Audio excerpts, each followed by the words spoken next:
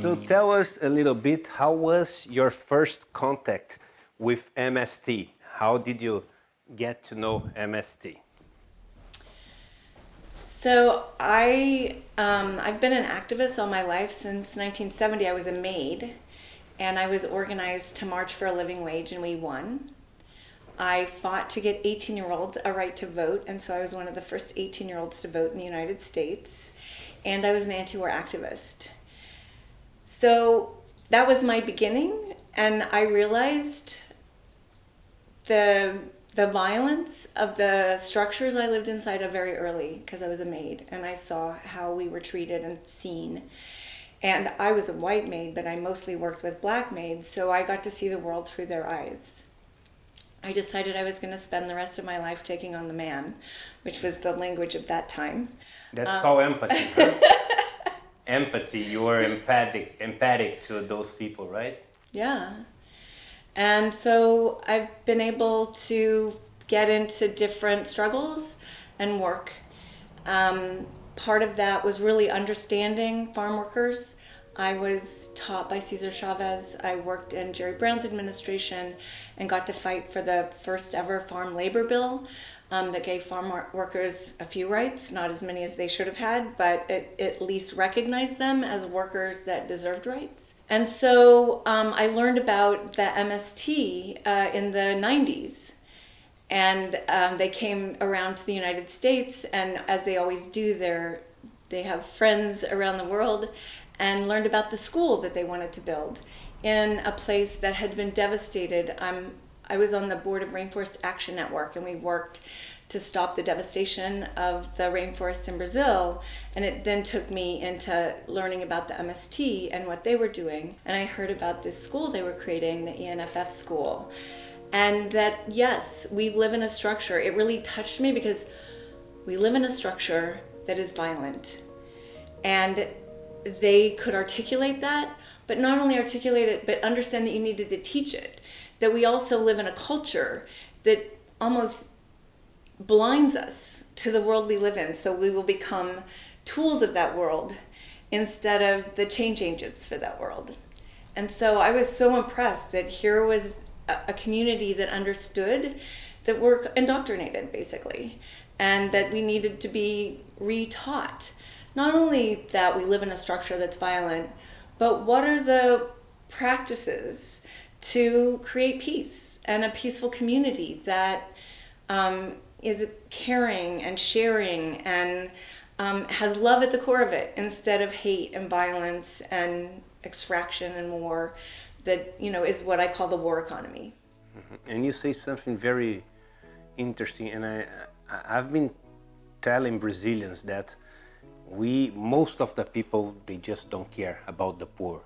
We have a few people that want to learn about the poor, but no one seems to want to learn with the poor. And you just said that you decided to learn with the poor. How was the process of learning with MST? Well, to learn with, first of all, is a practice itself, because you learn in the process, being with them, that we are taught alienation in the I can only speak as a white privileged person out of the United States Empire, and it's a very destructive way to become a human being, is my experience.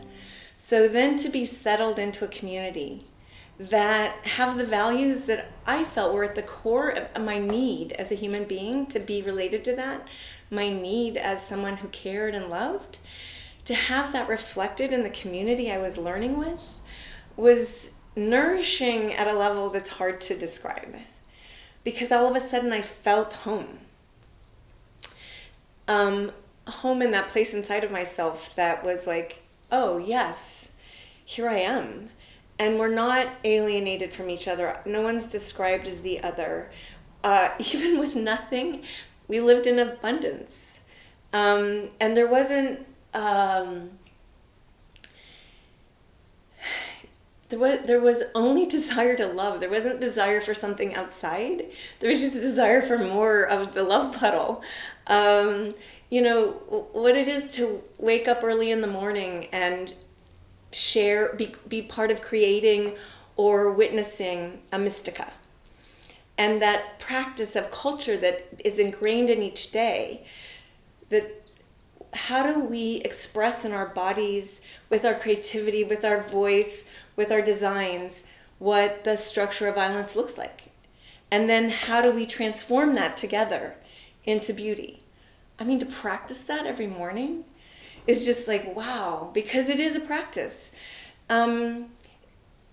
We practice in the United States every day violence and alienation and scarcity. So to be in a place where you're practicing connection and abundance and transformation, I like right now in the United States, I call it the folly of fretting. I have everyone fretting, but no one doing. So to be in a place where the culture is being, it's like here we're being it. It's not like right now presidential candidates, when I become president, I'm going to. No, you can't do something when you become it. You are it or you aren't it. And if you are not at the border right now, you know, talking about kids in cages in a concentration camp that you are creating out of the United States of America, I'm not interested in even listening to you. But we have so many, I call it the chicken with their heads cut off syndrome of the United States of America. People concerned, and I think they truly are concerned, but they run around concerned or fretting without actually being. And that's what I love about the MST, no matter what they are up against. Way worse than anything most Americans have ever had to suffer. The path forward is positive. It's like, yes, we have to learn, and it's positive and it's patient. So patient.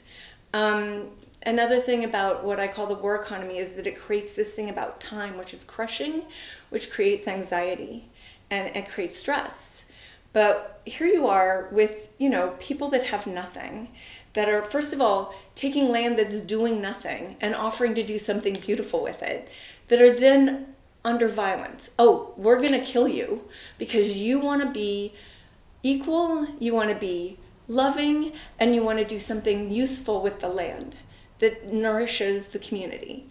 But oh, God forbid you should do that, because that doesn't fit the war economy model. And that's violent because I'm living in the war economy model and I don't want to see somebody do it differently that actually is more enriching and beautiful, because I don't know that I can make that transfer.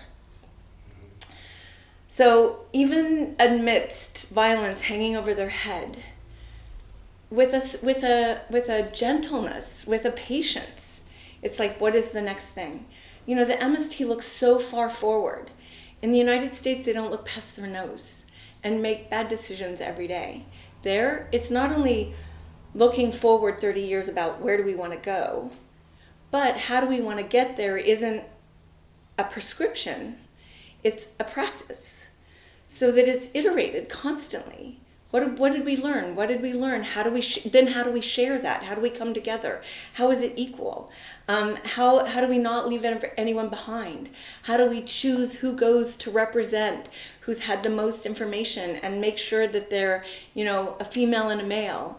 And how do we recognize those who are gender fluid and learn from them and honor them and respect them, and just the constant teaching that at the core, I think is if you think at all religions, MST is being what is at the core of all religions. They're being that and not separating themselves because we're right and you're wrong, but even opening, I mean, I was freaked out when Bolsonaro won, and I'm like, oh my God, they're not.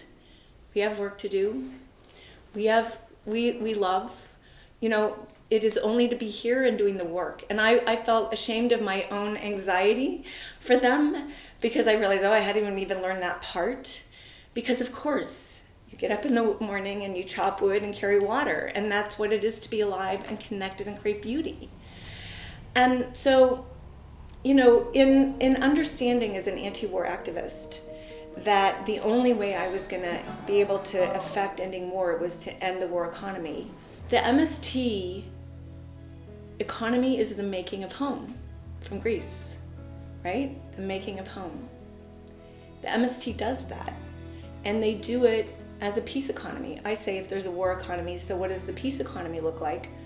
The peace economy is the giving, sharing, caring, thriving, relational, resilient economy without which none of us would be alive.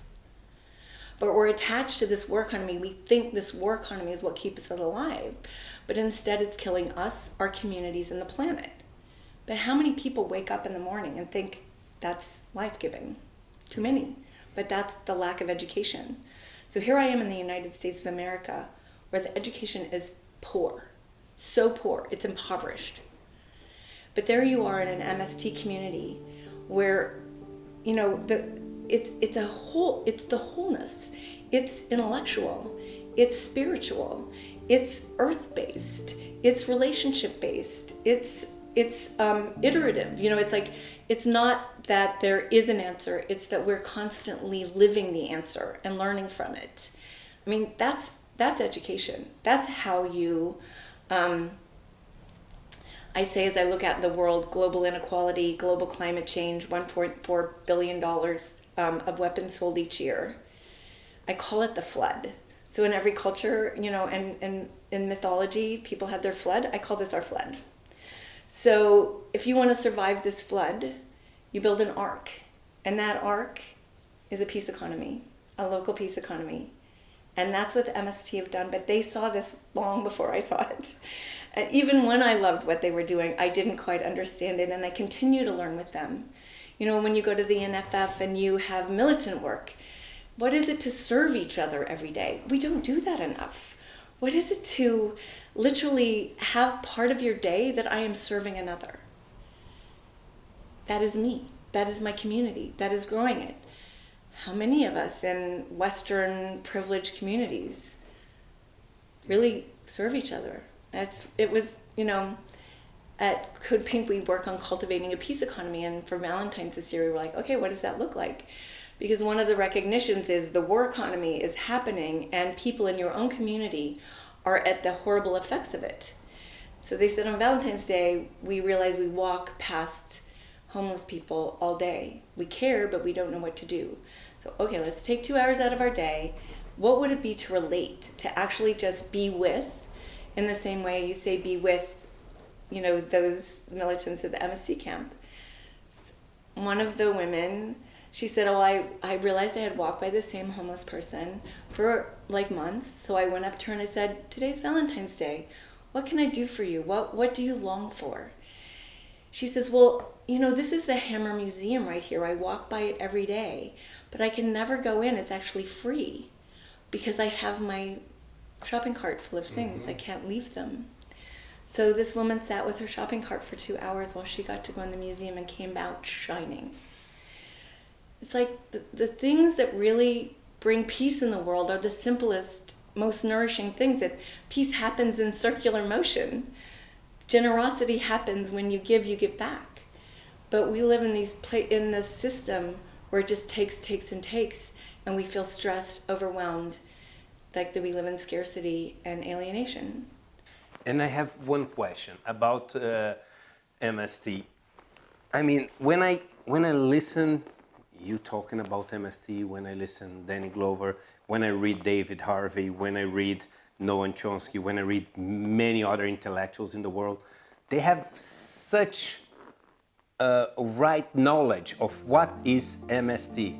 And it's a movement of more than 1 million people inside my country. And I'm supposed to be like a well-informed person. And until like 1 year ago, I had no idea about what MST was. Yes, you did. You were brainwashed, just as other people are brainwashed. How can you they put all under the carpet? You were brainwashed to believe they were violent. How can they manage to do that? Because that's another thing that MST understand. They understand that the war economy owns the media and brainwashes you to their story. And really what it does is it strips you of your humanity. You've had that experience of being stripped of your humanity and really watching what that looks like. But you hold on to that story because it builds the house around you. You know, you believe that everything that gives you life would go away if you didn't believe that story. That's why the MST, you know, that's why Brasil de Fato puts out other stories. And I mean, that's what Code Pink does. We get up in the middle of Congress and say, that's a lie. Because the war economy, the brute force of capitalism, you know, has to make you believe in this story. Because if you don't, and you pay attention, you will notice how violent it is. How violent it is to billions of people on the planet. So it's gotta scare you. I mean, let's just look at, I mean, I got to see those ads when Bolsonaro was running in Brazil and someone like translated it for me. Me as a mom, knowing everything I do, I could feel how hard it would be to vote for the PT because of all those lies. Touched a part of me that was jangling, which was like, wow, what if it's really true? Like, what would I do to my, I mean, like, they touch at a part of your humanity that starts to shake of like, I don't know, like, what do I believe? And I know, so I could both know and feel what they were trying to do and how someone who didn't know would be shut down. Because it's like they play to your fears instead of your love. And when you play to someone's fear, you grab them, hold them, and steal life from them, literally. And that's what happens.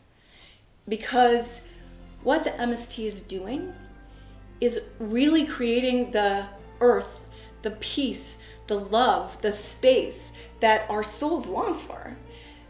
And that, I mean, look, I live in a country where addiction is rampant. 50,000 people in the United States died of drug overdose last year. People are killing each other. The addiction rate is horrible. Why is that? That's that space of emptiness, of not being connected, that MST knows can exist. It's not like you have to imagine something. You can go live it right now. And you can live it and your heart can be fulfilled. I mean, people sometimes ask me, how do you do your work? How do you go up against this war economy and war every day? It's because I know I know from living what's possible. And that if I don't stand up to this violence every day, I can't live with myself. Because I know there's another way and that we're being co-opted by a war economy, by capitalism, by corporations, by people in government that don't care about people. So that's my job. I mean, I just, you know, I think too, I went to Cuba in the 70s, 80s, and 90s, and I really feel the MST, you know, learned a lot from Cuba and carried that with them, carried that commitment. I mean, look, I watched how the United States has crushed Cuba for 60 years, and that vibrance of connection still exists. So I went just back from Iran. You know, I'm working in the United States to stop a war on Iran, which would be horrific. I went to Iran. Here's a country that's been cut off like Cuba, right? Under sanctions. It's funny because it was going to be my next question. If you can, because I read your story and you have traveled the world, you know other realities. How does MST and this all criminalization and this defamation and this media persecution that MST has to deal with in Brazil happens in other parts of the world? Is that like a global phenomenon to try to hide and to massacre this kind of movements in the whole world? So, I mean, I think Cuba is an example of how in the United States we demonize Cuba. A place where people are committed to equality, where when Americans go visit, they fall in love, but I don't know how their brains work. They can't relate that to, it's because people are equal. It's because there's a recognition that there's a violent structure and we're not going to let it in here and we're going to learn together. And also Cuba's another place that iterates, that learns, that goes, oh, right, that didn't work. And you've been able to watch that a government can learn and that it's there to serve its people. You know, I have to say, China's another example. I just watched the presidential debates. What's the greatest global threat? China? I mean, really. I would answer Trump and Bolsonaro and Bibi Netanyahu, but you have a government that cares for the people, that iterates and learns, because at the core of it, it has a set of values that lived for a long time. That the people are more important than the corporations and return on investment. But I was just in Iran, and Iran is a beautiful country of people who are generous and loving and caring. And the United States of America has had sanctions on them, and literally the middle class has been eviscerated. I think I'm gonna come to a place that's really struggling. I come to the same place I've come to since 1970, people generous, full of love. Whenever I went to buy something, the shopkeeper would give me something back. When I would be walking around, I had a piece with Iran flag on my back. People would come talk to me. They were curious. They wanted to know. There's no sense of alienation. We should be afraid of you. We love you. But I come from a country that's gonna bomb you, But no, we still love America. They're open-hearted. What was very hard was that I came back and I landed in San Francisco because I had to do a radio show, and I was staying in the Tenderloin of San Francisco. It's a very poor part of San Francisco. I've been there many times, but to go from generosity and love, I really got to see that in the United States of America, we throw people away. Literally throw people away. This is a place where I walked down the streets and for 25 minutes cried because there was no one that is there to help them, to serve them, to give them what they need. It is like, and they stand there almost proud to show you this is the bottom of the barrel of the structure that you live in. You live your fancy life, we live this life because you make choices that are violent to us. And it was very clear. But, you live in a country where people are proud, but we look at what we're doing in Venezuela, that there's a guy named Elliot Abrams that's put in charge of Venezuela by the United States government that has already violated so many lives in Latin America that United States members of Congress could even think that he should be put in charge of anything instead of being in jail. And that, so there's a disconnect that has to be connected to the impoverishment of education here. The people don't know how to think. And that's one of the first things the MST does. I mean, it's when you're in the schools, in some of the camps, and you're there with the kids, they are taught concepts most adults in the United States don't know or understand. They understand the world they live in, from the ground, from the earth, from what it can do and how you can live in harmony with it, to the structures they live inside and how violent they could be. And knowing that, they can make healthy choices about who they want to be in the world and how they want to live. And when you see that, it evokes in you a desire to be one with, a desire to help those that are next to you. I mean, that's just what happens because we're human and we're smart. And we know that, like, for life to happen, it has to happen for all of us. And they're taught that way. And so for me, I feel like they're the seeds of the future. And they infect people all over the world. It's like we all have that inside of us that are doing work so many places. I was, going to the World Social Forum, also that the MST created, so that those of us around the world that have this set of beliefs, that know peace is possible, that know not only the other world is possible, you can hear her breathing, but she's living around the world in different communities. And now, the continuation of the MST understanding, they're not there to protect Brazilians, just Brazil or just the million members. They know that it's got to be everybody. So it's, yes, we can be the model. Yes, we can live this way.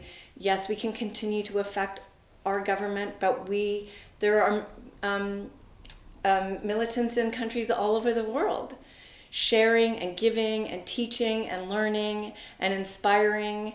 Friends of MST exist globally. One question which I think it's very, very good to ask for you, something that was really important for me when I visit MST was the importance of women in the movement. There's no a man leadership. There's always a man and a woman on the places of coordination. And every meeting that I went there, they would talk about violence with women and all those things. What do you see in MST in terms of politics and example for the women struggle to find the right place in society?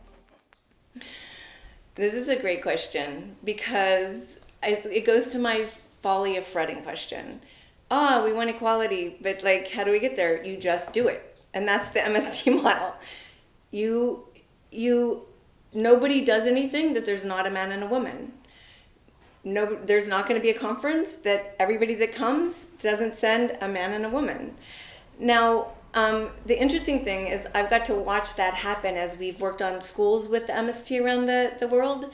And we have, we take the model and we do it, say, in South Africa or another country. And everybody says, we can't find them. Or no, we don't have them. It's like, no, you don't get to come if it's not a man and a woman. And it's really like so easy. They're just, they model like, it's not rocket science. It's just you send a man and a woman. And, the leadership is developed and the females at the table get to bring different knowledge.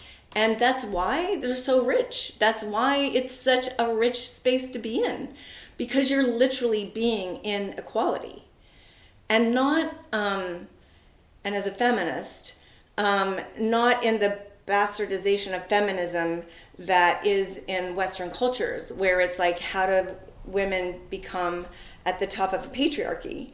But how do we really hear the voices of the needs of females, males, gender fluid? How do we make sure everyone's at the table? We invite everyone to the table. I mean, it is so simple. And nobody gets to come. No, your camp doesn't get represented unless you send a man and a woman. And in other parts of the country, when we do this, it's like, oh, well, we don't have any women. Of course you have women. It's just like it exposes their models, expose when you're in other spaces how people think. And it's really ridiculous. But we don't look at our own thinking. We don't look at fretting doesn't get you anywhere. Like, just do something. They're like, okay, there's a space, there's a person, let's bring them in, let's love them, let's care for them, let's teach them, let's give them tools and dignity. Let's give another human being dignity that's been thrown away. What an amazing concept. I live in a city where, just my little city here, 3% are homeless. And people fight to get them kicked off the street. I'm like, you get to live in their house. They're in the street. That's the system you live in. Bring them into your house if you care. The beauty of the MST is it's so simple. It is really just to do it and quit pretending and quit telling a story like you believe in equality but want to live something else. That when you go to an MST school or an MST camp, you get to watch your own patterns. You get to watch your own beliefs. I think and I still get to watch them. It's not like they change easily because we're so indoctrinated into believing something. You were taught to believe the MST were like terrorists. I know I've see Brazilian cab drivers and I say, oh, do you know the MST? And they're like, yeah, they're terrorists. I'm like, have you met any? No.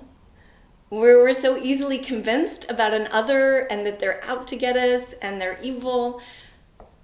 I started around a war where people in the United States were convinced that Iraq was their enemy, a country that had never done anything to them, a country that was pretty much socialist.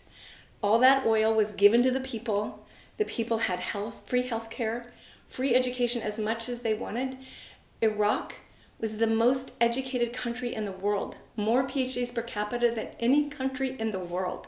Women were equal. They didn't wear hijab.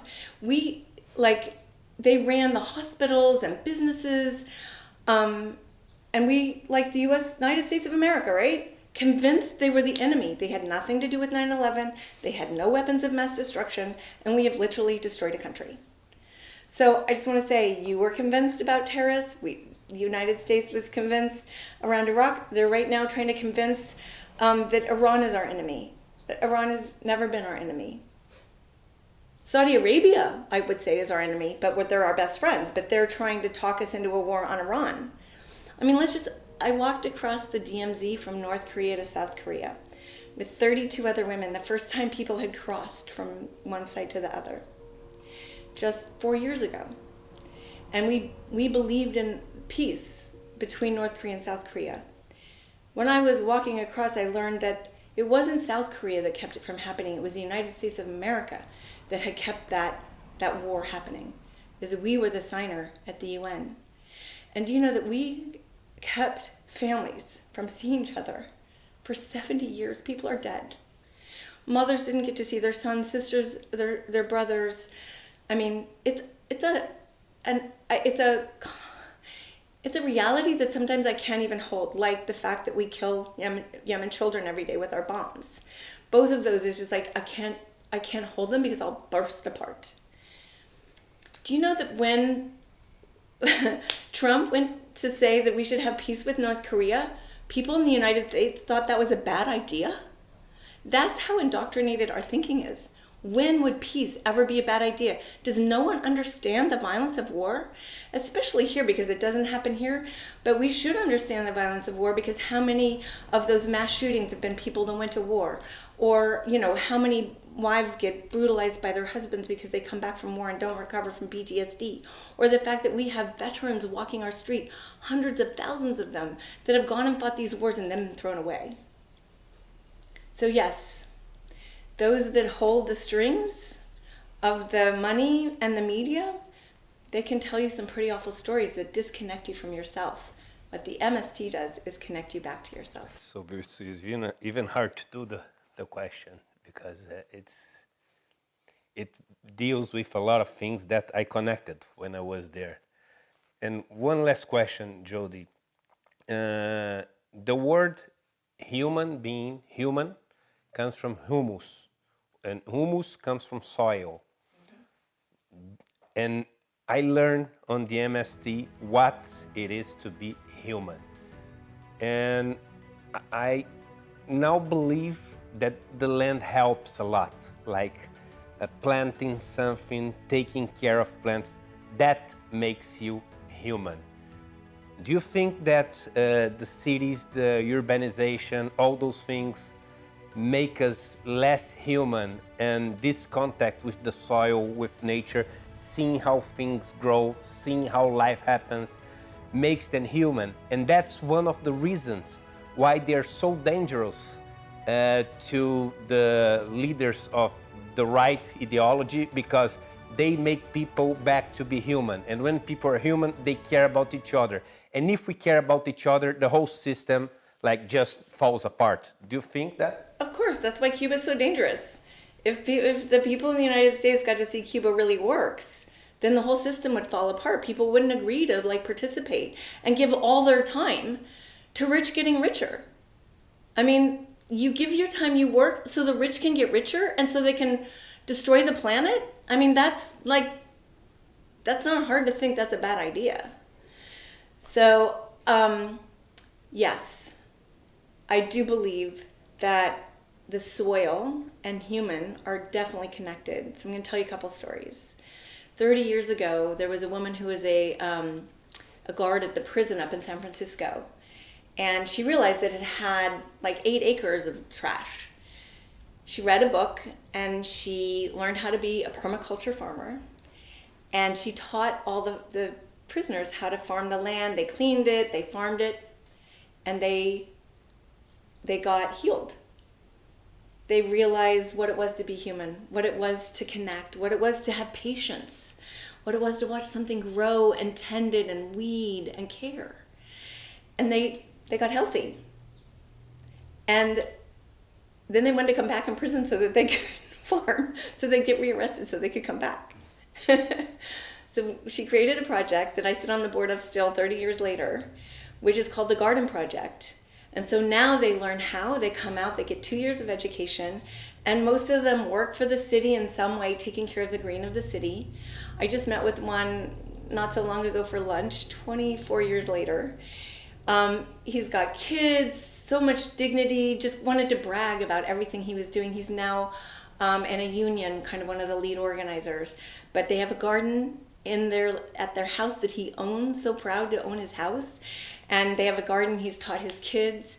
He knows and has never forgotten the importance of knowing how something grows and how to tend it. And I do believe that in, the urbanization, which doesn't mean you can't have gardens, because it happens all over the world. But if you get disconnected from the soil, it, I think, feeds that fear, because then you don't know how to feed yourself. And at the core of us is that we have to eat, right? So that if you know how to feed yourself, what an empowering thing that is. But we take that away. We take many things away. So I was in Mauritania when my son was 8. And I went out with the nomads. And I realized that I was with an 8-year-old, and we did, 4 days together. I came home and I thought, my son will never be that intelligent his whole life, because he's not called to. They knew how to survive the sheep, the goats, the camel, when a wind was coming, the markings of every tribe, who they were. Like, he knew how to take care of his parents. He knew how to eat at 8. And I was like, oh my God. Yeah, we really don't educate.